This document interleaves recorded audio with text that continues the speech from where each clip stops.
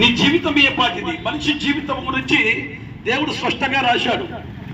అవును, దేవుడు దయగల దేవుడు కనుకనే సర్వ సృష్టిని కలగజేసి సర్వాన్ని సృజింపజేసి ఆ దేవాది దేవుడైన మరి మనిషిని కూడా ఈ సృష్టిలో ఉంచాడు. ఈ మనిషి దేవుడికి ఏమి ఇవ్వగలడు?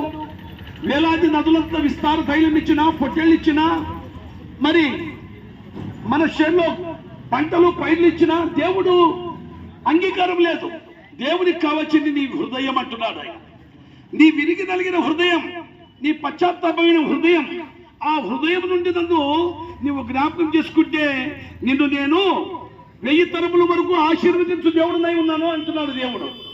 కానీ హృదయం ఎక్కడుందంటే సినిమా చుట్టూ, సీరియల్ చుట్టూ, గుట్కా చుట్టూ, గోవా చుట్టూ, మందు చుట్టూ, బీడీ చుట్టూ, సిగరెట్ చుట్టూ, పాపం చుట్టూ, ఇలాగా మనిషి పాపము చేసి ఆ దేవుడు ఉండాల్సిన ఆలయంలో మనిషి మరి దేవుడికి స్థానం ఇవ్వకుండా చెడును మరి ఇచ్చేశాడు, చెడ్డదాన్ని ఇచ్చేశాడు. హృదయంలో చెడును గర్భము ధరించి పాపము పరిపక్వమై గర్భము ధరించగా మరణము కలుగునని దేవుడి వాక్యం సెలవిస్తుంది.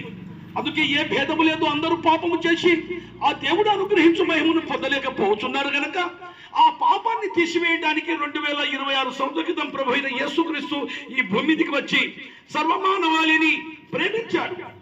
సర్వ సృష్టిని చేసిన దేవుడు ఆయన ప్రేమించాడు. తన రక్తాన్ని ఇచ్చి ఆయన శిలవమ్రాను మీద మరణించి సమాధి చేయబడి 3వ దినమున సజీవుడుగా లేచాడు. ఎందుకంటే సజీవుడైన దేవుడు సెలవిస్తున్నాడు, మరి సర్వపాప పరిహారం రక్త ప్రోక్షణ ఆవశ్యకం, తద్రక్తం పరమాత్మేనాం పుణ్యదాన బలియాగం అన్నాడు.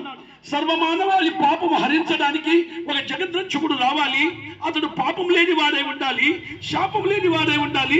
సర్వమానవాళి పాపము శాపము కొట్టివేయబడుటకు శిలోమ్రాను మీద ఎక్కాలి. ఇది లేఖనముల ప్రకారం యేసుక్రీస్తు ప్రభు జన్మించడం జరిగింది.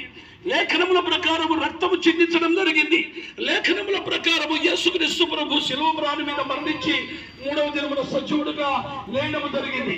ఓ ప్రియ సోదరి సోదరులారా, ఈ ఉయ్యాలవాడ గ్రామములో మరి చెప్పడం ఏదంటే ఇది కులము కాదండి, మతము కాదు, మార్గము సత్యము జీవము.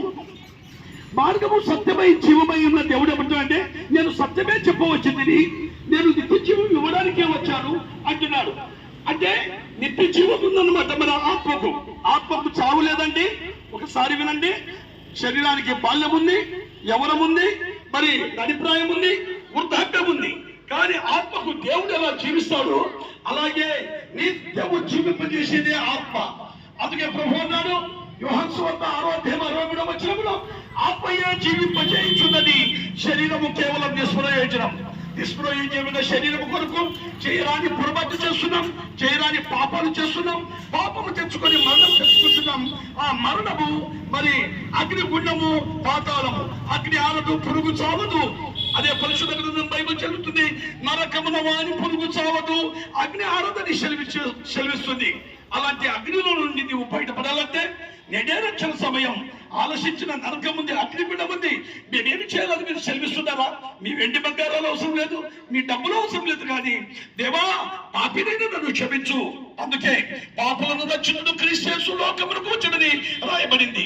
యేసుక్రీస్తు ప్రభువుని నీ నోటితో ఒప్పుకుంటే అప్పుడు దేవుడు నీ ఇంటి వారు రక్షణ పొందుతారు. ఇది అనుకూల సమయం, ఇది మిక్కిలి సమయం, ఇది మంచితనం మించి దొరకదు.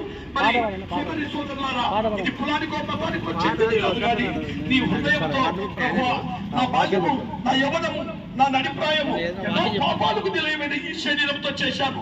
ఆ అగ్నిగుండము, ఆ పాపము, ఆ శాపం నాకు తొలగించి పరలోక రాజ్యం నాకు దయచేయమంటే నమ్మదగిన దేవుడు. నీవు నీతిమంతుడు. ఆ నీతిమంతుడి రక్తంలో నీవు కలగబడితే నీవు నీతిమంతుడు కాగలవు. దేవునికి స్తోత్రం.